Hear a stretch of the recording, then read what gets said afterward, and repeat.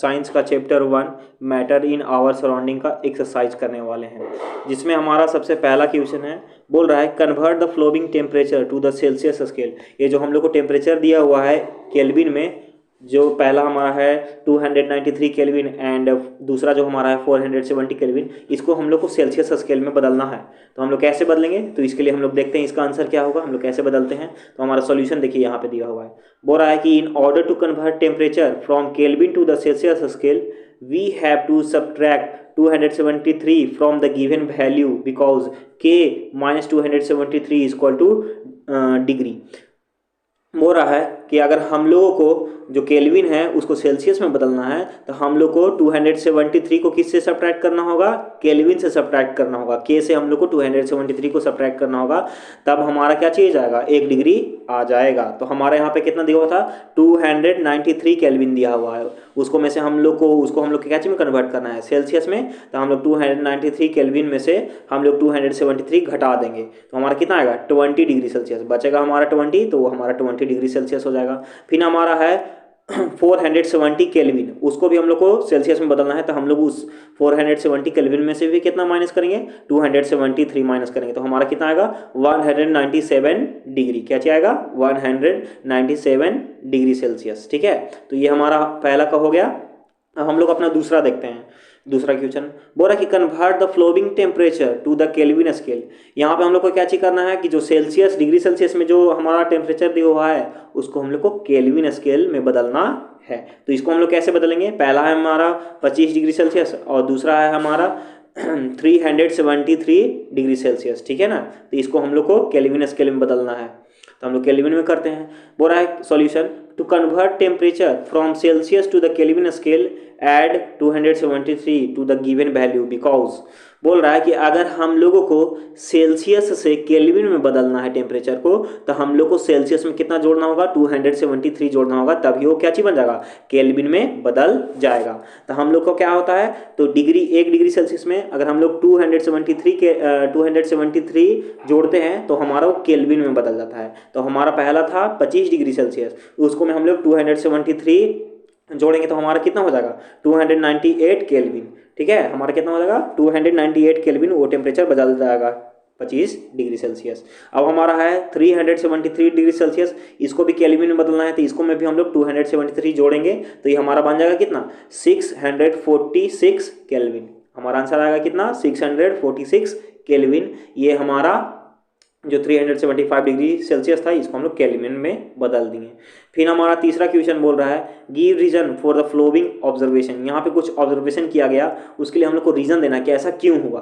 बोल रहा है कि naphthalene ball disappear with time without leaving any solid. बोल रहा है कि जो निफेथलीन जो बॉल होता है वो समय के साथ क्या हो जाता है, गायब हो जाता है बिना, और वो सॉलिड रहता है बिना किसी सॉलिड को लीव किए हुए, मतलब थोड़ा सा भी पार्ट को बिना लीव किए हुए वो गायब हो जाता है पूरा पूरी, जो व्हाइट कलर का रहता है जिसको हम लोग क्लॉथ में डालते हैं।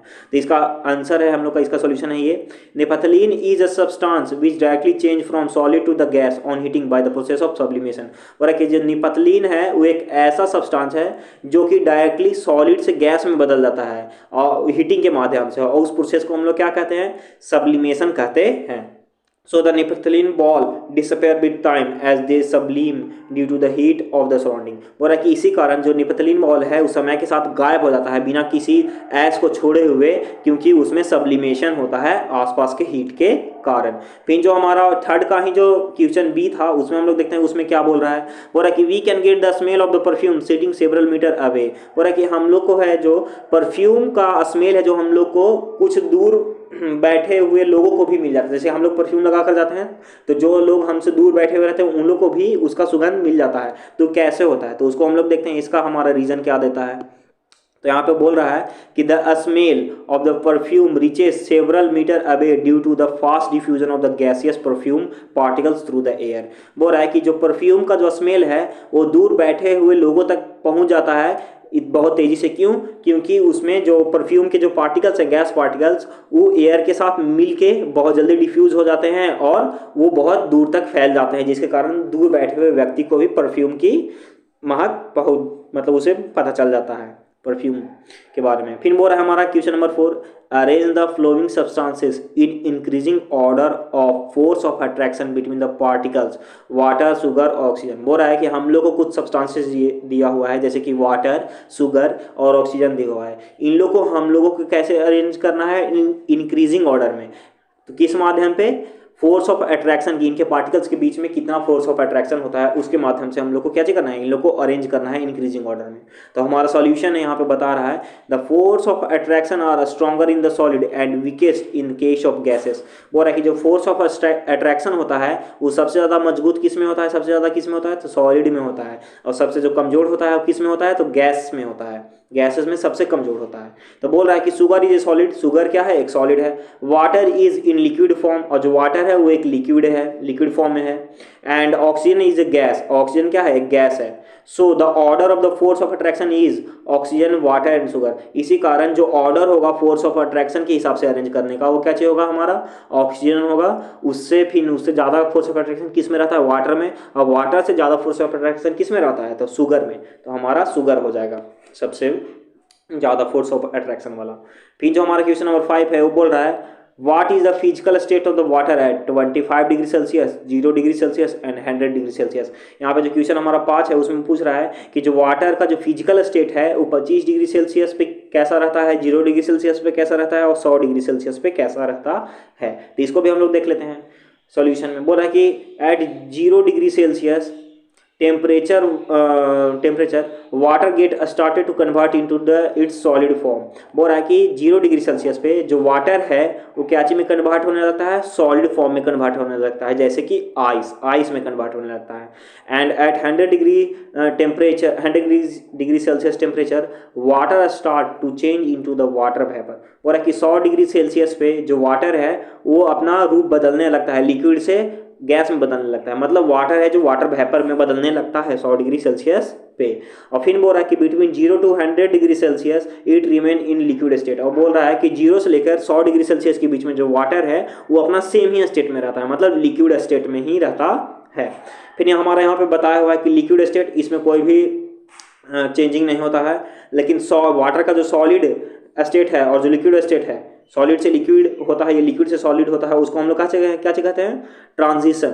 फिर हमारा लिक्विड से गैस या गैस से लिक्विड जो होता है उसको भी हम लोग क्या कहते हैं, ट्रांजिशन ही कहते हैं, ट्रांजिशन स्टेट उसको कहते हैं। फिर हमारा बोल रहा है give 2 reason to justify.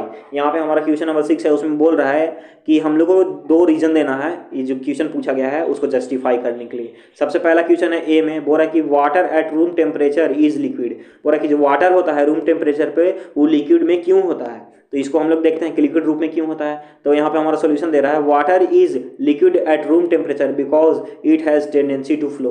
Water है जो लिक्विड के रूप में रहता है रूम टेम्परेचर पे, क्यों, क्योंकि उसके पास टेंडेंसी होता है, उसके पास गुण होता है क्या चीज होने का, बहने का। ये हमारा पहला हुआ। फिर दूसरा में बोल रहा है it take the shape of the container in which it is filled. और वो है जो वाटर है उसको जिस कंटेनर में डाला जाता है उस कंटेनर का वो शेप ले लेता है, but its volume remain the same. लेकिन उसका जो वॉल्यूम है वो हमेशा क्या चीज रहता है, सेम ही रहता है। ये हमारा 2 हो गया इसका रीजन। फिर बोल रहा है कि an iron almirah is solid at room temperature. बोल रहा है कि जो आयरन अलमीरा है ये रूम टेम्परेचर पर सॉलिड क्यों रहता है, तो इसको भी हम लोग देख लेते हैं।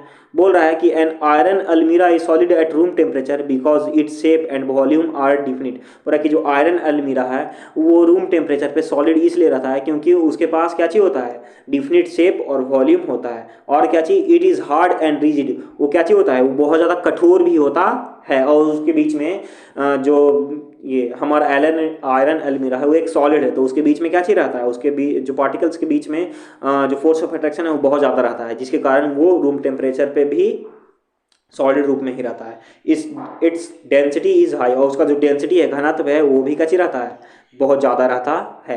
फिर जो हमारा 7वां क्वेश्चन है वो बोल रहा है कि why is ice at 273 Kelvin more effective in cooling than the water at the same temperature.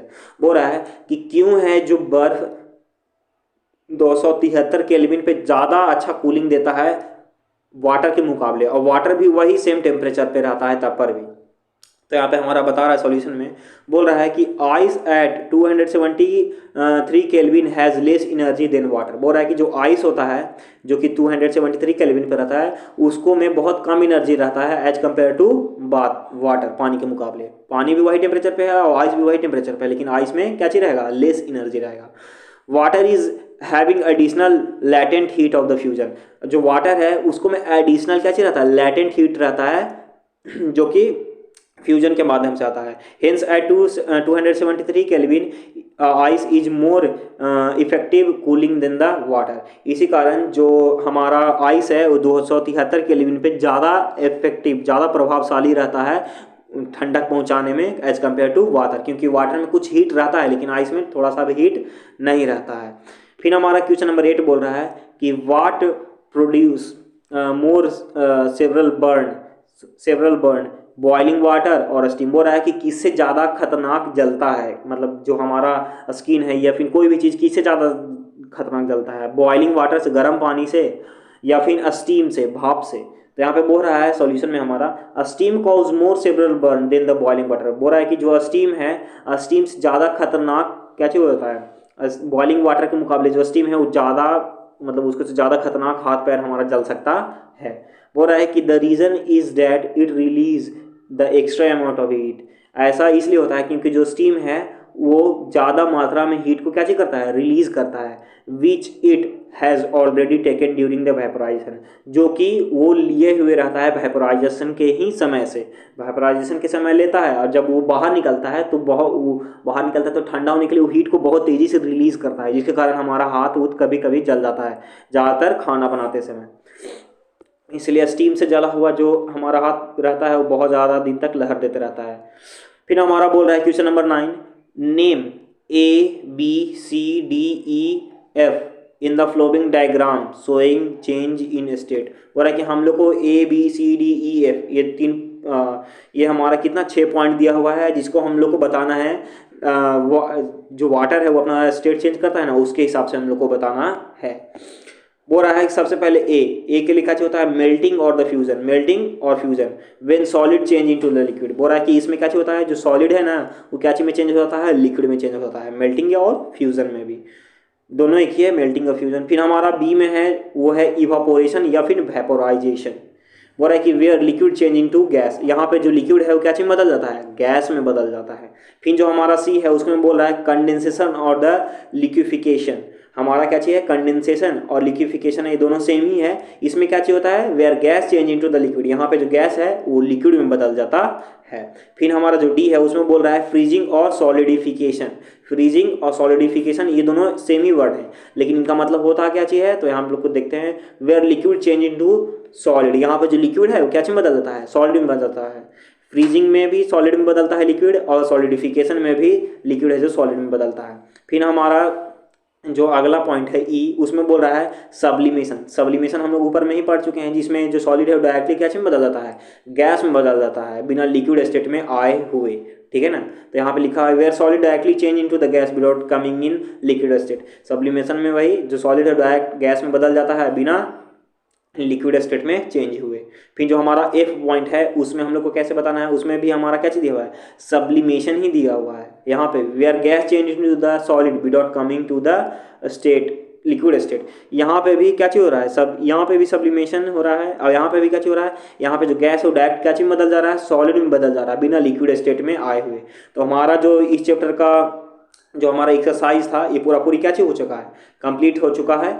हम लोग अगले वीडियो में इसी सब्जेक्ट का अगला चैप्टर का हम लोग एक्सरसाइज करेंगे। तो आज के लिए धन्यवाद।